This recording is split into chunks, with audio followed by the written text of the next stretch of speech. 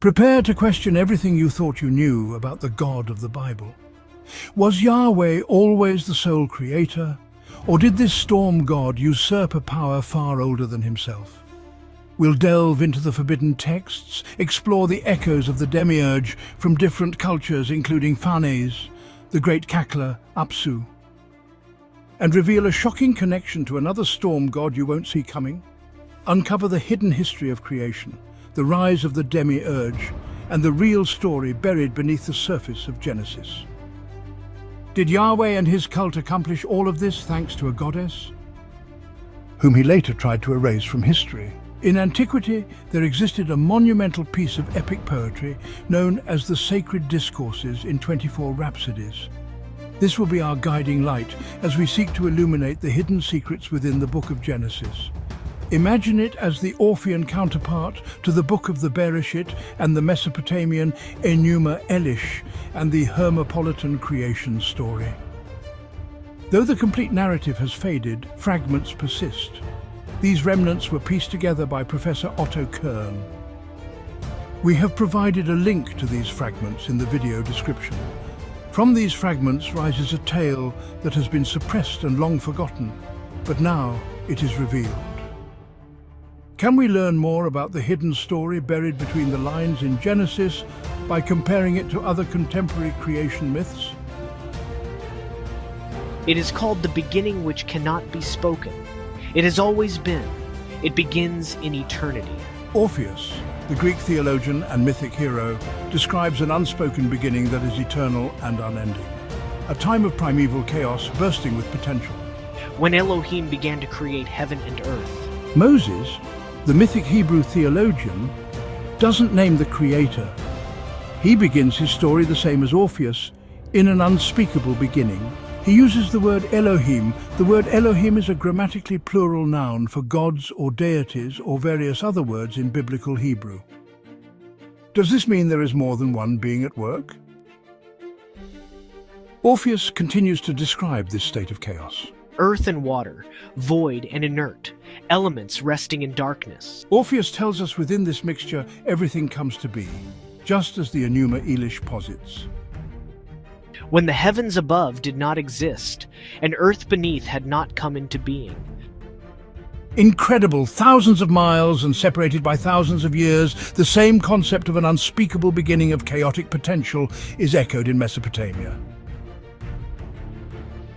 But something then occurs in all of these narratives from Greece to Jerusalem to Uruk to Hermopolis. A movement. Orpheus recounts Kronos or time and Ananke or necessity, parentage by Gaia the earth and Hydros the waters, the mixture he previously mentions. They entangle and move around a silvery egg in a serpentiform wind. But what does Genesis tell us? Moses declares a wind from Elohim, sweeps over the face of the water. Elohim produced a wind. Coincidence? Not according to the Hermetic theologians in Hermopolis, for in their sacred city, so too was a cosmic movement. 8 primordial gods called the Ogdoad produced a movement, a swirling, and from its movement upon the unchanging waters, an egg is formed.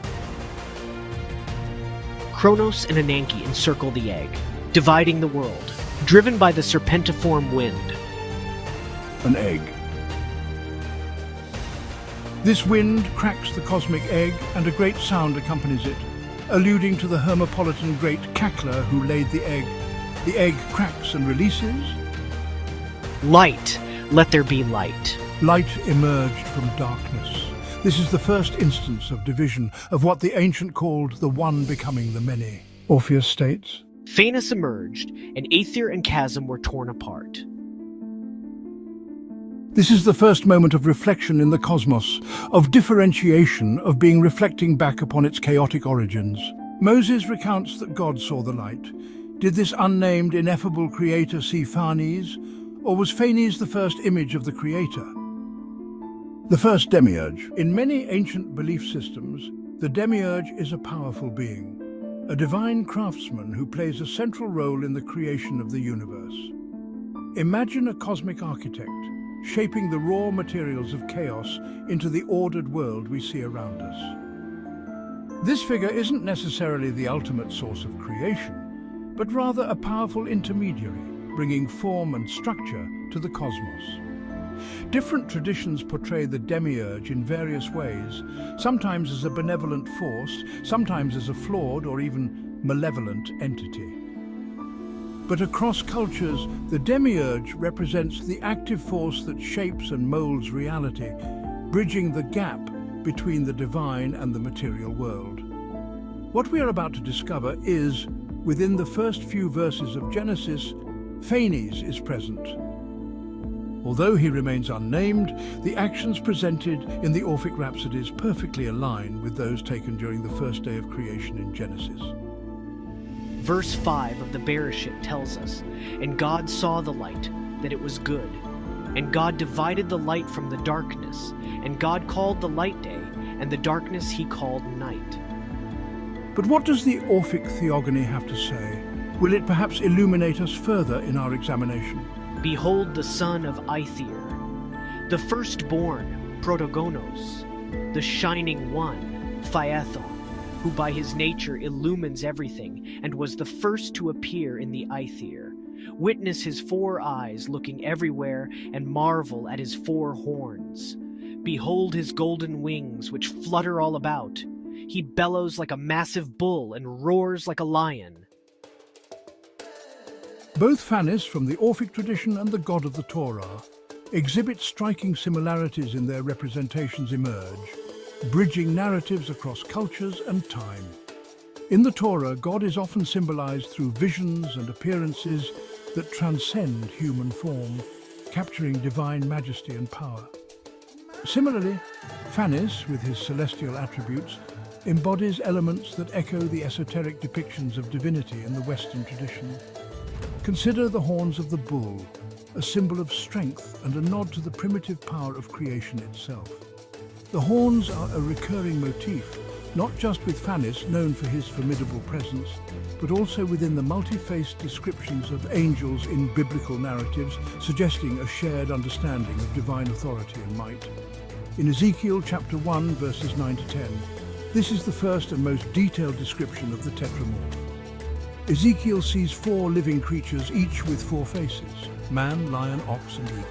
Each one's wings touched those of the other. They did not turn when they moved. Each could move in the direction of any of its faces. Each of them had a human face at the front. Each of the 4 had the face of a lion on the right. Each of the 4 had the face of an ox on the left. And each of the 4 had the face of an eagle at the back. The roar of the lion with Phanes evokes the regal, commanding voice of God as referenced in the Torah. Powerful, unyielding, and omnipresent. This imagery parallels how divine commands shape the universe, resonating deeply within esoteric interpretations where the lion often signifies the king of celestial order. Judah is a lion's cub. From the prey, my son, you have gone up. He stooped down. He crouched as a lion and as a lioness. Who dares rouse him? Genesis chapter 49, verse 9. Phanes' golden wings, reminiscent of an eagle's, suggest soaring freedom and the binding force of divine watchfulness, much like the protective wings found in the Torah's descriptions of cherubim.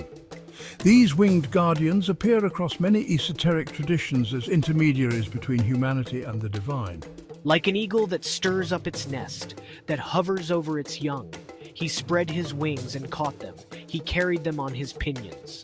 Deuteronomy chapter 32, verse 11. Finally, in the likeness of man, Phanes' form is emblematic of the anthropomorphic vision of God. The likeness of man symbolizes divine accessibility and understanding, reinforcing the concept of humanity made in the image of God, a theme pervasive in the mystical elements of Western esotericism. There is also the first example of duality within man himself, the polarity of gender between male and female, which are fully encapsulated in Phanes, who is an androgyne, containing all parts of that polarity. This will come to be evident in our future explorations. So God created man in his own image. In the image of God he created him. Male and female he created them. Genesis chapter 1, verse 27. Such vivid imagery not only bridges the two traditions, but enhances our understanding of how ancient cultures envisioned the divine. A dazzling interplay of might, majesty, and mystery. Both the Orphic theogony and the Genesis creation story depict the emergence of light and the separation of elements.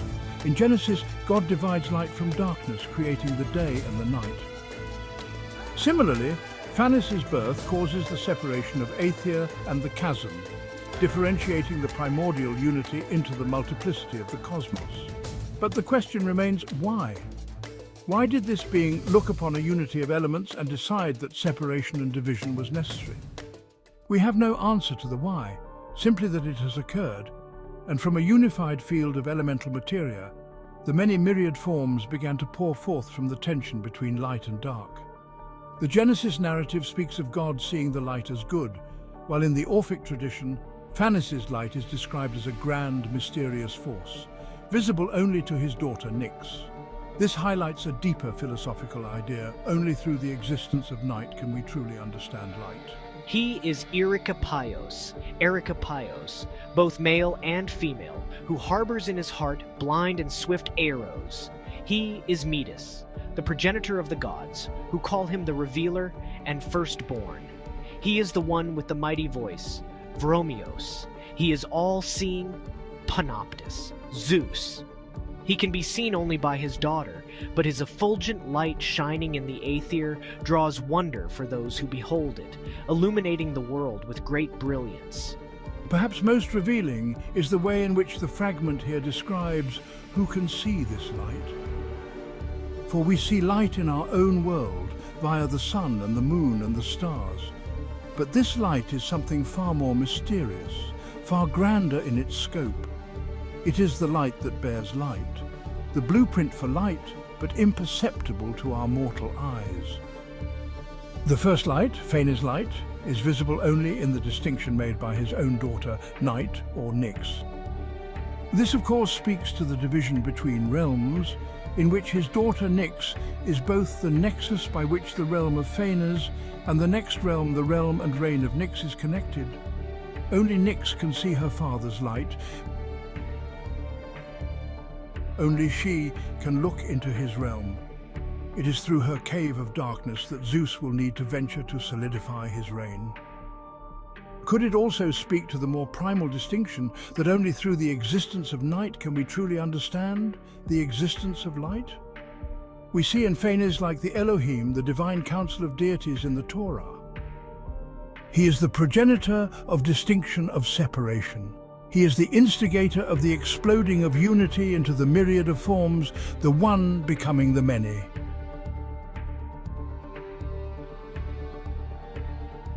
Now, Phanes caused many things to occur. He built an everlasting dwelling for the immortal gods. He brought forth the moon, which gods call Selene, and mortals call Mene, with mountains, cities, and mansions. And for the ephemeral beings he made a world separate from the immortals, with natural laws, and a sun as their lord, neither too cold nor too hot, but appropriate for their needs. These things he, Erechopaios, the first king, made from his seat in the misty darkness of the cave, Antron, of his daughter Nyx. As the primordial demiurge, Phanes gets to work, crafting an everlasting dwelling for the immortal gods. He brings forth the moon, mountains, and cities, creating a separate realm for mortals existing in the bright blue heavens, the Aether. This is the creation of the first cosmos in its entirety. It's the divine blueprint that each successive cosmos will follow, much like Genesis, where God creates the expanse to separate the waters and continues creating based upon the foundation of these first few distinctions. Phanes' act of creation is echoed in Genesis, suggesting a shared cosmic narrative across different cultures, despite their theological differences. God said, "Let there be an expanse in the midst of the water, that it may separate water from water." God made the expanse, and it separated the water which was below the expanse from the water which was above the expanse. And it was so. God called the expanse sky. And there was evening and there was morning, a second day. But here is where it gets particularly intriguing. Phanes is not the only demiurge. There is also the demiurge of the Enuma Elish, the goddess Tiamat. But in the Enuma Elish there is no light shed, at least not yet, or not as we understand and perceive light. First, there is a long, chaotic period of darkness that will reign. We see in both narratives the separation of unity into a diverse web of being.